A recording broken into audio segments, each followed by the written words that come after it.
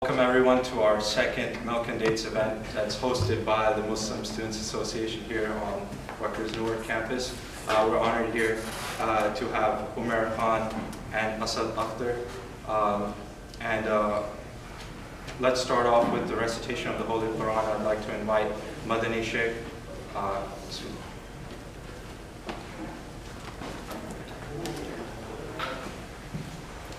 أعوذ بالله من الشيطان الرجيم بسم الله الرحمن الرحيم يا أيها الذين آمنوا كونوا قوامين بالقسط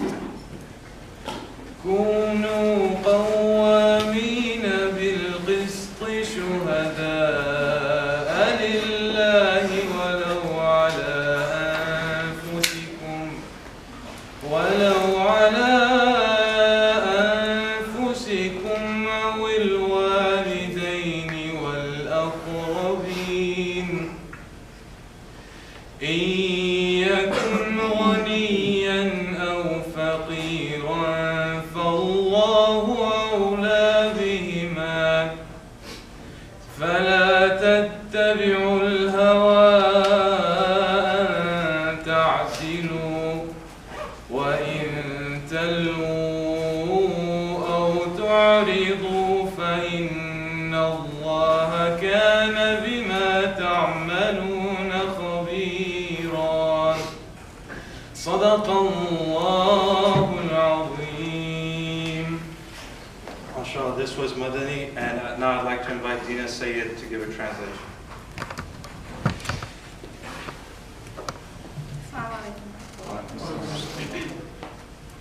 In the name of Allah, the most merciful, the most beneficent, the most merciful. O you who have believed, be persistent. Sorry, hold on a second. Be persistently standing firm in justice. Witnesses for Allah, even if it be against yourselves or parents or relatives. Whether one is rich or poor, Allah is more worthy of both. So follow not personal inclination, lest you not be just. And if you distort your testimony or refuse to give it, then indeed Allah is ever with what you do acquainted. So firstly, I'd like to give a brief introduction and bio of our speakers. Firstly, to my right is Asad Akhtar, and Asad is currently the Deputy Chief of Staff to Congressman Bill Pascal Jr. And in this capacity, he's the Chief Representative for the Congressman and directly responsible for managing the local district offices and staff for the 9th Congressional District of New Jersey. Before this assignment, Asad served as the legislative... Choice of words. Should I say Asad? No. Asad served as the legislative director in the Washington, D.C. office, where he oversaw the congressman's legislative agenda and staff as he was tasked with coordinating the congressman's position on the House Ways and Means Committee, as well as staffing his assignment on the House Homeland Security Committee. Asad started as staffer on Capitol Hill in 2003 and previously worked for the Congressional Pakistan Caucus and was the lead staffer for the House Science Committee. He has also spent a substantive amount of time working on political campaigns throughout America. He helped support both Representatives Keith Ellison, who is a Muslim congressman from Minnesota, and Andre Carson, who is also a Muslim congressman, as they became the first and second Muslim members of Congress in 2006 and 2008, respectively. Apart from his official legislative duties, Asad is co-founder with our other speaker, Umar Khan, of the Congressional Muslim Staffers Association. And to his right is Umar Khan, and Umar Khan serves as Deputy Counsel to the New York City Public Advocate, Letitia James. She also appointed him trustee of the $56 billion New York City Employees Retirement System, making him the first Muslim trustee. Umar handles a number of litigation and policy matters, including healthcare, technology, telecommunications, and pensions. Prior to joining the Public Advocate's Office, Umar served as counsel to the New York State Senator Kevin Parker and as assistant counsel to Senator Parker in the office of the Majority Whip. He started in the New York Senate as a graduate fellow with State Senator Bill Perkins, While at the Senate, Umair led on a number of critical issues that include police oversight, education, civil rights, homeland security, land use, and public authorities reform. Umair previously served as a legislative assistant to Congressman Bob Filner and fellow for Congressman Mike Honda. He co-founded the Congressional Muslim Staffers Association, and Umair is a graduate of Albany Law School, where he was an associate editor on the Albany Government Law Review. He received his bachelor's in government and Near Eastern Studies from Cornell University. And firstly, we'd like to start off, please give a round of applause for him.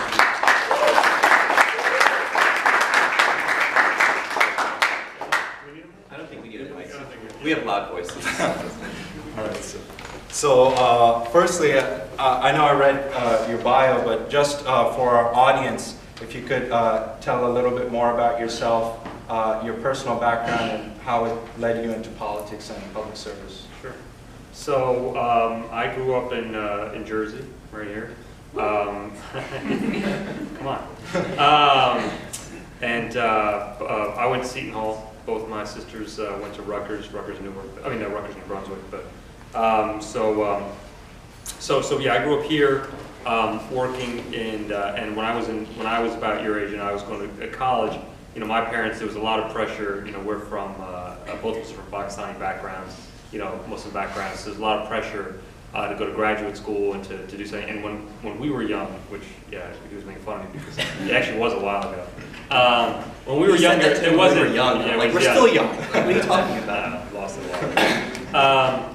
But there was actually very few. It was always kind of the thing that, like, if you're Pakistan, like, either go into medicine or engineering, right? Medicine or engineering. So that was kind of like the two choices. That was always kind of like the joke. And it was actually very few people. I always said I wanted to go to law school. I wanted to be a lawyer. I always wanted to go to law school. And there's actually very few people who went, like, from our background, who went to law school and became lawyers back then. Now it's like when they realized that, like, you could actually make money being a lawyer. Now it's like, you know, relatively common. Alhamdulillah, like, that's a good thing. That's a good thing. And he married a lawyer. Yeah. So anyway, so anyway, so that was always my plan, that I was going to go to law school. I went to Seton Hall. I was going to go to law school. But along the way, I kind of, you know, I had two interests. I enjoyed international relations. I studied international relations at Seton Hall. But what I really started to really realize that I enjoyed was politics. And you know, and I studied political affairs there as well. But what really kind of turned me was I spent 2 summers in Washington interning. And I got to intern for the Arab American Institute, working on congressional affairs. And then I ended up interning in Congress. Actually got a fellowship in Congress the next summer. And so that kind of turned me on to the fact that I really enjoyed working in politics. I really enjoyed that line of work. But after I graduated, I had always told my parents that, like, I was going to go to law school. That was always what I promised them. So I had the genius plan that I was going to go I was going to work on Capitol Hill during the day and go to law school at night in Washington. So I managed to somehow get a job. I got an entry-level job on Capitol Hill, being a staff assistant, which is like another job up front, you know, greet people and take care of the mail and stuff like that. I got an entry-level job doing that, and I was going to law school at night. And, you know, that's really tough. It was really tough. It was real hard. And after about a year, I realized that I like working and I'm a terrible student. Is what I basically realized. And, you know, I had to make a tough choice because, you know, people on Capitol Hill, you know, your work hours are basically 9 to 5, 9 to 6. But really, a lot of the work gets done after hours, and people stay late, and there's votes and everything. And even though I wasn't required to stay, I wanted to stay, right? Like, I just wanted to work. I didn't mind working 18-hour days. What I hated was going to class and having to write papers later. That was just me, right? So after a year, I said, I feel like going to law school is holding me back from what I really want to do. So I decided to you know, forego, you know, the rest of my years in law school and concentrate on work. My parents were really upset at me about that. They weren't happy. You know, they kind of mourned it for a while. But, you know, like, it worked out pretty well for me. I was able to, you know, get promoted and work for several years, like you pointed out, doing different things. And we were able to form a Muslim Staff Association of all the Muslim staffers. Worked on Capitol Hill. So I did that for a few years, and then about a few years ago, my boss, Congressman Pasquarello, you know, who represents a district in northern New Jersey, it's centered around Paterson, New Jersey. He asked me if I would come back to New Jersey and run our offices up here, and that was right before a real difficult re-election that we had. And so I decided to do that. You know, and that was a big change too, going from Washington back to coming back here, and kind of give me a different look on the kind of work I do in politics and all that. So it's been kind of, an interesting journey from that perspective. That's kind of how I got to this point.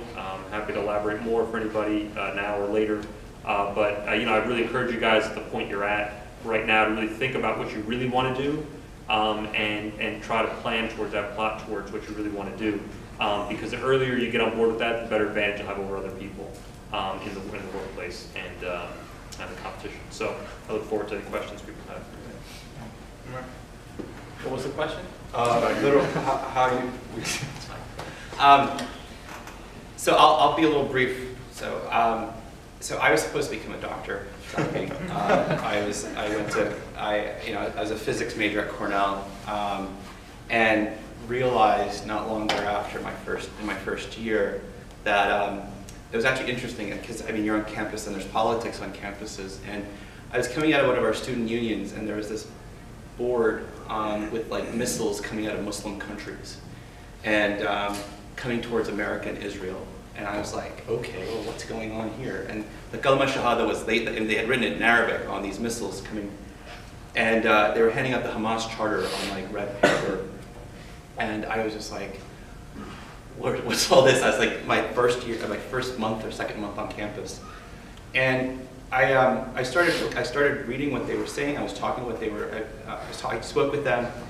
And I was like, why do these people have these feelings towards me? I'd never felt in my life like this. I grew up in Texas, so some of you guys may be shocked, but like Bastion of stuff. It's gone a little crazy recently, but I never felt that level of hostility towards my faith or my identity ever, and it forced me to like want to learn and want to figure things out. And slowly over time, I started studying the issue, became more aware of things, got involved in campus politics. I ran for student government in college. For those of you who are interested in being involved, student government's a great place. I don't know if you have organizations on campus that then also then appropriate the money. That is a wonderful place to learn about the priorities on your campuses, the needs of your classmates and your colleagues. And then I did this, I had a column in our school newspaper, which really served as a forum for me to learn a lot about not only what was happening on campus, but I could write about things anywhere and everywhere. And I think that for me, like, I used to hate writing. I was much better at math. And kind of the opposite now, because I suck at math now, but I'm much better at writing. It was one of those things where, you're forced to research, you're forced to learn. And I think that as parts of our jobs and as you move on in your careers, always to explore, always to be curious, and always to keep learning. When I graduated from college, before I graduated from college, I thought I wanted to become a banker. I'd spent a couple summers on Wall Street.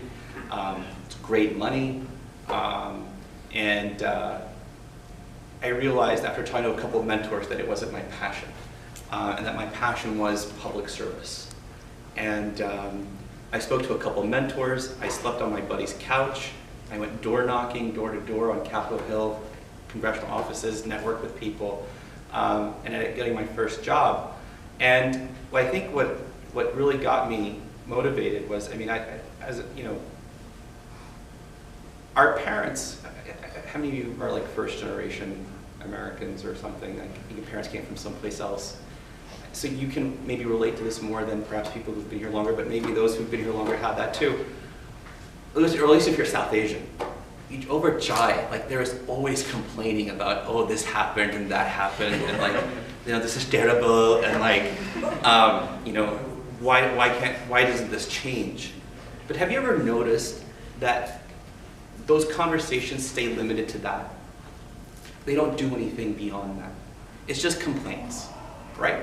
And I realized, especially in college, and that's why I think this is so important, that you can affect that change.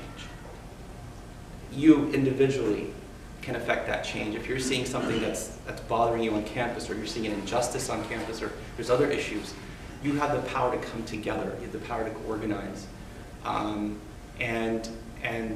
don't forget that fact, that you have as much of a right in changing things as anyone else.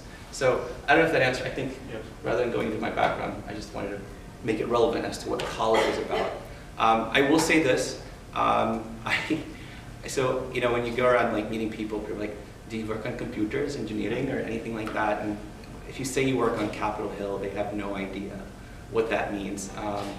But it's a get out of marriage free card for a little while at least, because aunties don't know what you do, and thus can't quantify how much you earn. Yeah. But anyhow, we'll move on. So, you know, talking about South Asian and your background and stuff, how do you think, you know, as minorities, being South Asian yourself, how it's maybe brought difficulties to you or held you back in trying to excel in your careers?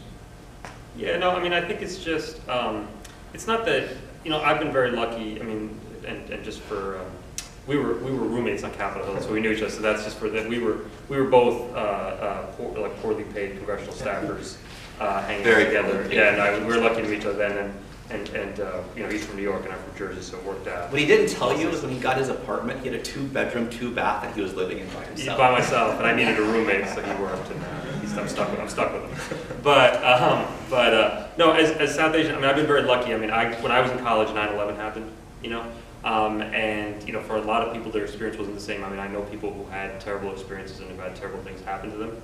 But for me, you know, luckily, alhamdulillah, like I've been relatively lucky in that way that hasn't happened to me. I haven't had so much overt, you know, negativity or racism, or when people, you know, try to act negative or say certain things, you know, I just kind of, I don't really let that affect my sphere, because, you know, I always feel like, you know, people are trying to, it's not usually overt, you know, hatred. I mean, we get terrible phone calls, like sometimes I get terrible phone calls, you know, from people outside about Muslims or whatever, you know, and I just kind of listen. I don't really, you know, get into it about it or worry about it. But for me personally, I haven't, you know, had people overtly try to stop me or keep me from doing it, physically, you know, harm me, and I've been lucky that way. But you'll have people, you know, in politics especially, who try to knock you off your game, try to get you out of your place, and you just kind of got to put that away.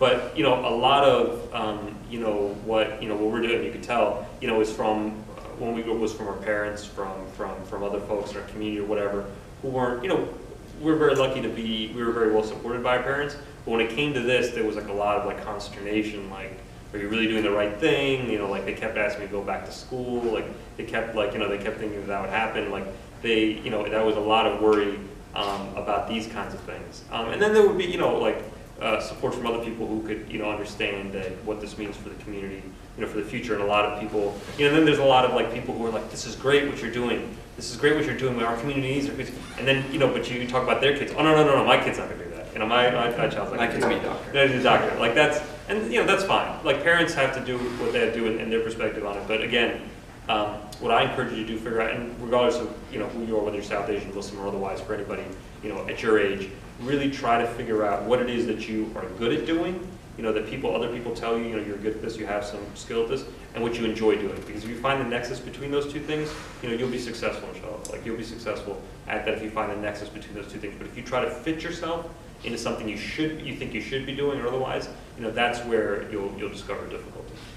I would add that also pays the bills.